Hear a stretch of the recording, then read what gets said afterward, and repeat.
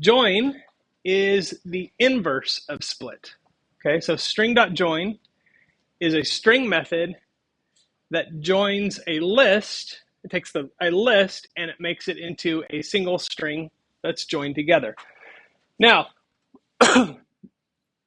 in my mind,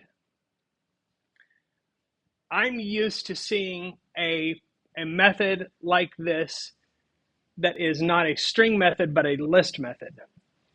And usually when I would use this, I would use the list variable and then .join, and then I would put the thing that I wanted to use to join them in the argument space for that method. This is a string method, so it feels a little backwards sometimes, but let me show you how this one works. So once I've split this into multiple words, so let's run that again.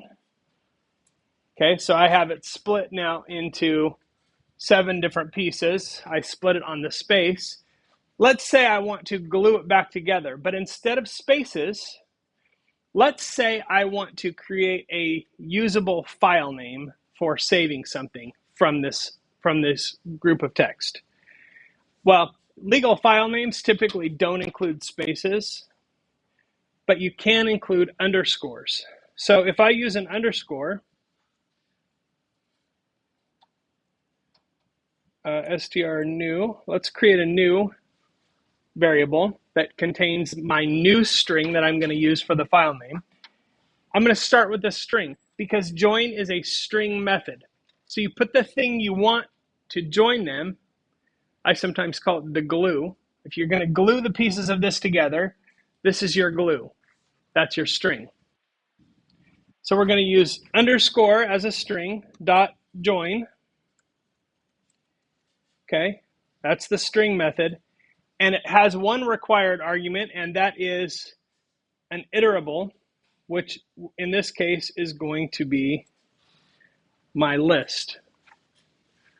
Okay, so now it's going to glue all of these words back together, and the glue is going to be the underscore character. So I'm going to print out str new, and let's see what we get.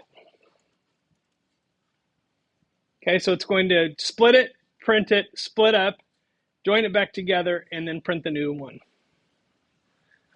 Okay, so now you can see the result is the original sentence put back together, but instead of spaces, I use the underscore key.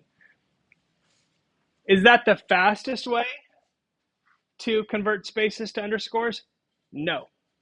If I wanted to do that, I would use string.replace, which allows me to take every space and make it into an underscore. That's the direct way to end up here. But this is just an example of what join does. I could do anything I wanted here. Okay? Does that make sense? Sometimes. Sometimes it does. I've used this one before. Why use 3 pipe characters? Those aren't L's, by the way, or capital I's. This is the pipe character. Why would I use the pipe character?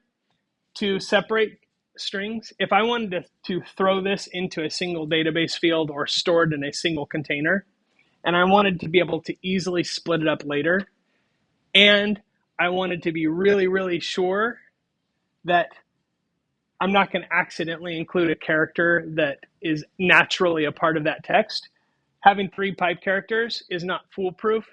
But in English, the pipe character is not something we use in English writing. First of all, it's used in computer programming and things like that.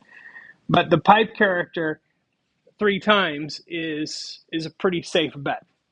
Nothing is for sure, but I don't think I've had that one fail me yet.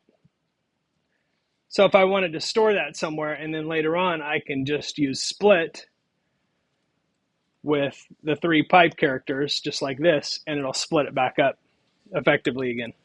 So I guess the bottom line here is that there's a lot of stuff you can do. Sometimes join doesn't feel like it makes a lot of sense, but it works rather well for some of our basic operations, and you will use it. So that is split and join.